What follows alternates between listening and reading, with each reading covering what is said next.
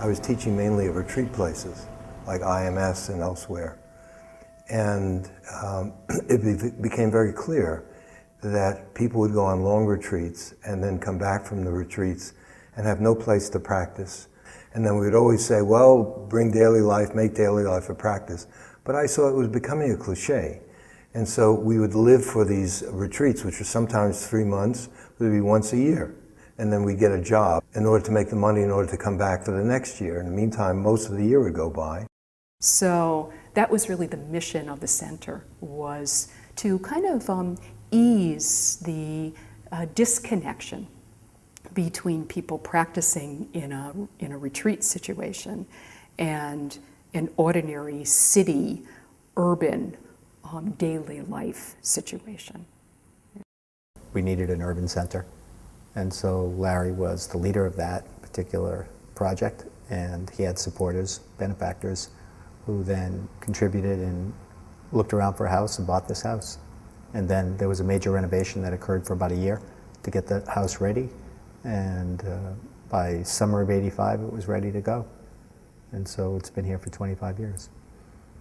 Well, I think if you want this practice to be part of your daily life, you need tools and you need access and support to folks who can guide you. So the center is a physical place of practice.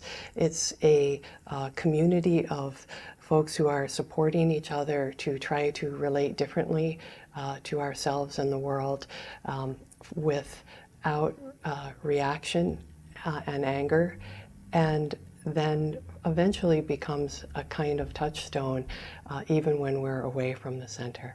It gives me great joy to see new people coming and to see the old people who keep coming back, and the people who don't live, around, but I know keep the connections going in. People who come from New York for a weekend retreat once a year or something and still feel a connection to the Sangha.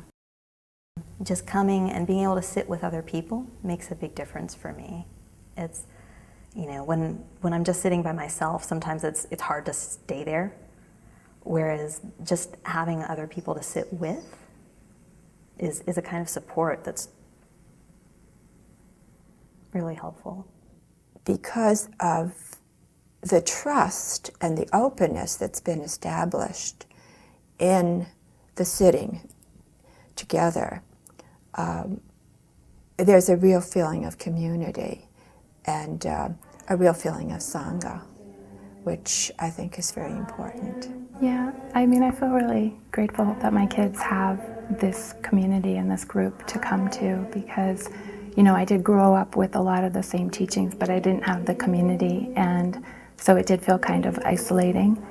And it definitely wasn't, meditation and yoga wasn't a common part of the culture that I grew up in, whereas for my kids, they are surrounded by images and people who are practicing meditation and yoga and different contemplative practices. So I think that really normalizes it for them and allows them to feel comfortable talking about it and integrating it.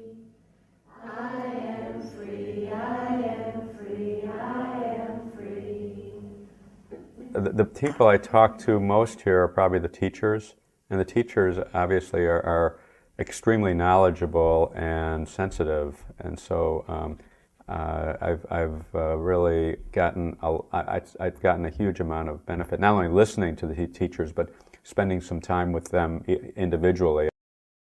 The kind of equanimity and balance and confidence that one develops through meditation practice is invaluable, and seeing people actually do that, not just think it, but actually discover it for themselves, that the practice is endlessly useful in their life.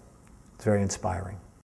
I get to see people begin their practice, go through kind of what might be called a honeymoon phase, which at times happens in practice, and getting all, feeling all really good about it, and then going through doubt, going through self-doubt, going through doubt about the practice, and then coming out the other side and finding that their life is changed. that their life is transformed. For anyone to be able to get classes, perhaps interviews with these teachers, and to come back over years and to still know that the teachers are here is amazing continuity of practice. I was here when I got my first diagnosis, and I ended up in Larry, interview with Larry, who he was so powerfully important to help me just confront the first fear, the first wave of fear of dying, even though I, at that point, had a stage 2 diagnosis. I, within a year, moved to a stage 4 diagnosis. So I'm terminal, as we all are, but I have a diagnosis. So Larry's been very important all the way through this, coping with fear, which he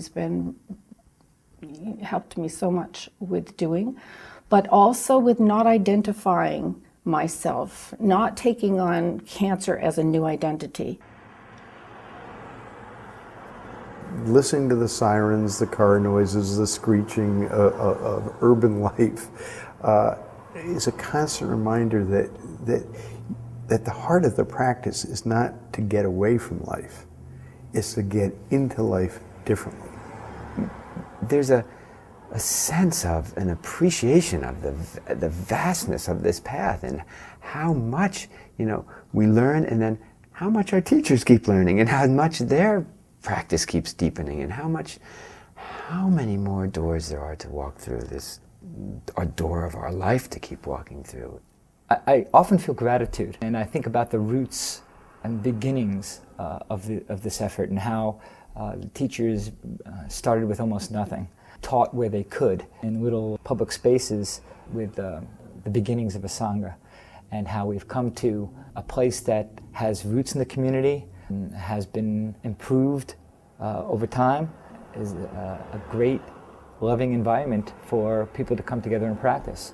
It's a great thing to have a place that you can call your spiritual home. The depth just keeps going. It's so amazing to me, and that it's so beautiful.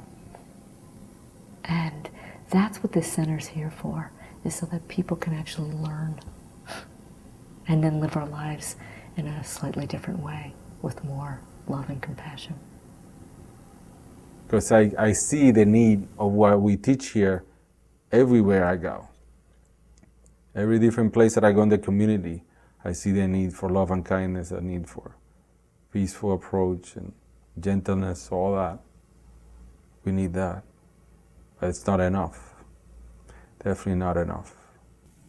There is a way of relating that comes out of the teachings that makes one less reactive, much less upset. One doesn't get so triggered by all of what's happening in the moment or in the room. One can actually pause. And in that pause, there's a whole opportunity for things to shift. I feel so privileged. I feel enormously privileged to be a part of this community for the last 25 years. I have deep respect for those who come to the center, because I see not only the honesty and the vulnerability and the willingness to be who they are without pretense, but I also see the courage and the ways that people are willing to stretch, the ways that people are willing to move beyond the known into the unknown. And so I have great regard and respect.